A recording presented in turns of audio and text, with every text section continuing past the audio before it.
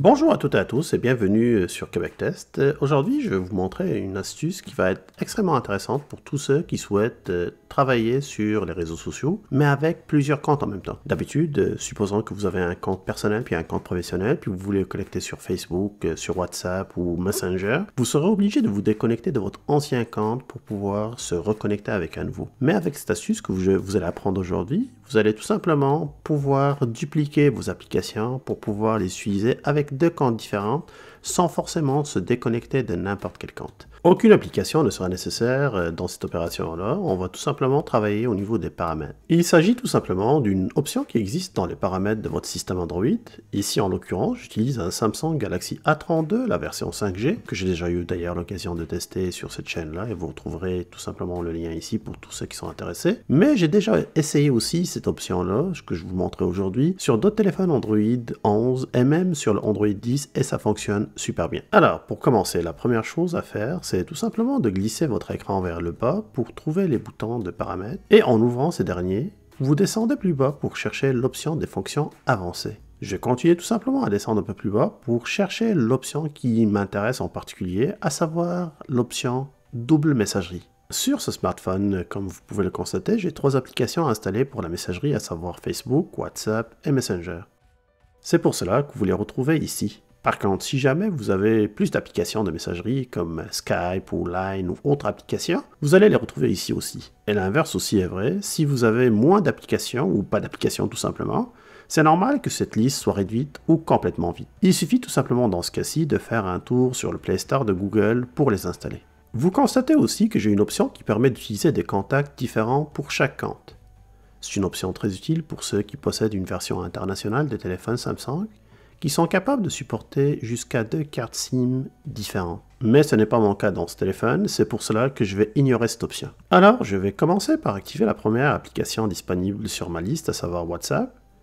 Et vu que c'est la première fois que j'active cette option sur ce smartphone, la première chose qu'il me demandera de faire, c'est de dupliquer l'application en installant une copie. Parfait, là j'ai un message informatif qui explique tout simplement ce que cette option permet de faire. Et en même temps, Samsung profite de cette occasion pour vous avertir que le fait de supprimer la première application, à savoir l'application initiale qui a été installée, va automatiquement supprimer la version clonée. Donc je vais appuyer sur le bouton OK pour confirmer. Je dois choisir maintenant si je souhaite utiliser des contacts différents pour le compte dupliqué. C'est ce que j'ai expliqué auparavant. Je vais tout simplement le laisser désactiver et je vais choisir suivant.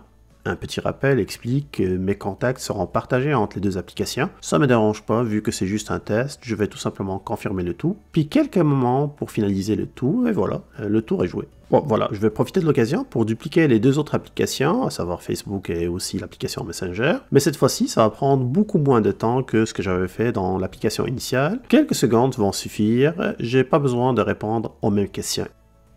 Voilà, avec cette opération simple, maintenant je viens de dupliquer mes applications de messagerie et je peux les utiliser avec deux comptes différents sans forcément être obligé de faire le yo-yo et de se déconnecter à chaque fois d'un compte pour se connecter sur un autre. Si je veux retrouver mes applications, car il faut que je les retrouve, c'est pas compliqué encore une autre fois, il suffit de balayer votre écran vers le haut puis aller chercher l'ensemble des applications. Vous allez constater que dans ce cas-ci, mes applications sont disponibles à la fin, vu que c'est la règle avec Android, à chaque fois qu'on installe une application, elle va tout le temps être la dernière application sur notre liste. Pour différencier l'application initiale de l'application clonée ou l'application dupliquée, l'application initiale va garder son icône initiale, Facebook et puis autres. Alors que les applications clonées, vous allez constater qu'il y a un petit logo supplémentaire qui a été ajouté sur le logo principal. Vous allez le retrouver en bas à droite, c'est un petit logo orangé là, qui démontre tout simplement que c'est une copie de l'application initiale et c'est comme ça qu'on peut les différencier. Il suffit maintenant de choisir l'application qui vous intéresse, appuyez dessus, puis vous allez rentrer vos informations personnelles pour se connecter sur le deuxième compte. Aucune interférence ne se fera entre le compte initial puis le second compte qui sera dans cette version-là. Et d'ailleurs, c'est ça le but de cette opération-là. Puis tant qu'à y être, je vais profiter aussi de l'occasion pour vous montrer une deuxième astuce qui permet de masquer n'importe quelle application sur votre téléphone cellulaire. Et là encore, ce n'est pas une opération qui est très compliquée à réaliser. Je vais commencer tout simplement par pincer mon écran principal afin de révéler les options de paramètres de votre écran d'accueil. Je vais choisir l'option paramètres qui se trouve dans le coin inférieur droit et je vais tout simplement encore une fois me déplacer vers le bas jusqu'à l'option masquer les applications. En validant mon choix, je me retrouve dans un nouvel écran dans lequel il suffit de choisir les applications que je souhaite cacher. Pour les fins de test, je vais choisir les deux versions dupliquées de mon Facebook et Messenger et je valide le tout avec le bouton OK.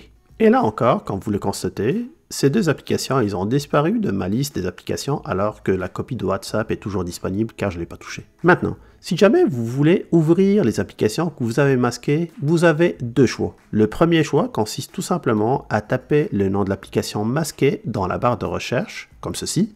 Vous pouvez même commencer à le taper, puis il va vous sortir ces applications-là. La deuxième option est de refaire tout simplement la même opération initiale qui nous a permis de masquer ces applications-là, à savoir pincer l'écran d'accueil, puis aller vers les paramètres, l'option masquer les applications et d'appuyer sur les applications qui se trouvent sur la liste des masqués afin de la remettre à sa place initiale.